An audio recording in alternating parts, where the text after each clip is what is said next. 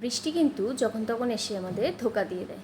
তবে আজকের রেসিপি দেখে কিন্তু আপনারা ধোঁকা খাবেন না একদমই। আমি কিন্তু ধোঁকা বানাচ্ছি না, তবে ওরমি টাইপের একটা ডালের রেসিপি বানাচ্ছি। তার জন্য এখানে আমার ছোলার ডাল লাগছে, সেটাকে আমি বেশ কয়েক ঘন্টা ভিজিয়ে রেখে দিয়েছিলাম। এরপর প্রথমে ডালটাকে নুন দিয়ে পেস্ট করে নেব। সেই পেস্টটার মধ্যে এবার একটা আলু আর কিছুটা কুচনো আদা দিয়ে আবারও ভালো করে একটা ফাইন পেস্ট বানিয়ে নেব। এরপর এই পেস্টটাকে প্রথমে একটা থালার মধ্যে তেলটা ভালো করে গ্রিস করে নিয়ে পেস্টটাকে দিয়ে চারিদিকে ভালো করে স্প্রেড করে দিতে হবে, যাতে সমানভাবে চারিদিকে স্প্রেড হয়ে যায়। ভালো করে চারিদিকে ডালটাকে এবার স্প্রেড করে দেব। আচ্ছা, এখানে আমার একটা মশলা লাগবে, তার জন্য আমি এখানে একটা বড় সাইজের পেঁয়াজ, একটা টমেটো, আদা, রসুন আর লঙ্কা নিয়েছি। এরপর অন্যদিকে কড়াইয়ের মধ্যে কিছুটা জল দিয়ে তার মধ্যে আমি প্রথমে মশলাটাকে একটু ভাপে বসাবো। বাটির মধ্যে গরম জলটা দিয়ে তার মধ্যে পেঁয়াজ, টমেটো, রসুন যা যা মশলা ছিল সব কটা দিয়ে একটু ভাপে বসাবো প্রথমে। উপর থেকে ডালের যে থালাটা সেটাও দিয়ে 10-15 মিনিটের জন্য আমি এটাকে এবার স্টিমে রেখে দেবো। মাঝারি আঁচে রাখলে 10-15 মিনিটের মধ্যেই সেটা ভালো মতো স্টিম হয়ে যাবে। এই যে স্টিম হয়েও গেছে, এবার আমি নামিয়ে নিয়ে একটা শেপ দিয়ে মোটামুটি কেটে নেব ছুরির সাহায্যে। দেখুন ভালো মতো ছুরি বসে কেটেও যাচ্ছে। এবার দেখাবো এটা খুব সুন্দরভাবে উঠেও আসবে।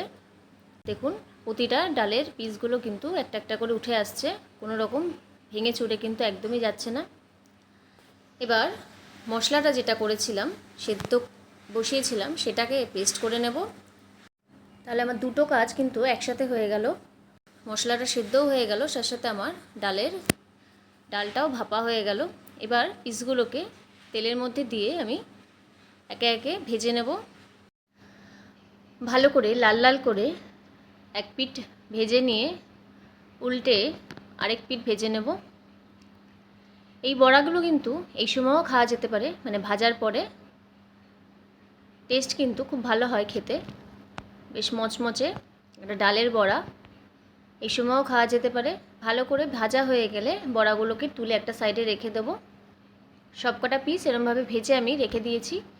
এরপর ওই কড়াইয়ের মধ্যেই আরেকটু তেল দিয়ে এরপর গোটা গরম মশলা দেব, শুকনো লঙ্কা আর গোটা জিরে দেব ফোড়ন দিয়ে, এবার যে পেস্ট করে রেখেছিলাম মশলাটা সেইটাকে দিয়ে দেবো।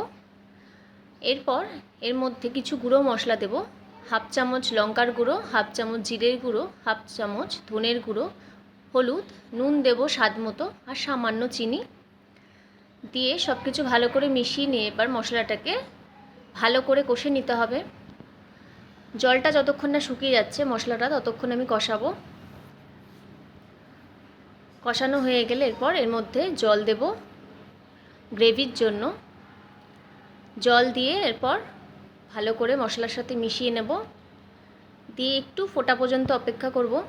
ফুটে আসলে গ্রেভিটা এর মধ্যে উপর থেকে ভেজে রাখা ডালের বড়াগুলো দিয়ে দেব। এই সময় একটু নুনটাও চেক করে নিতে হবে।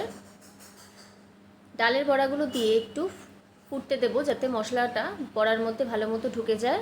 ব্যাস হয়ে গেছে। এরপর ফ্লেমটা বন্ধ করে উপর থেকে একটু ঘি আর গরম মশলা ছড়িয়ে নামিয়ে নেব। ধোকার ডালনা তো অনেক খেয়েছেন, তবে ডালের এই বড়ার রেসিপিটি এরকমভাবে অবশ্যই ট্রাই করবেন। ভালো লাগলে লাইক, শেয়ার এবং সাবস্ক্রাইব করে দেবেন। নমস্কার।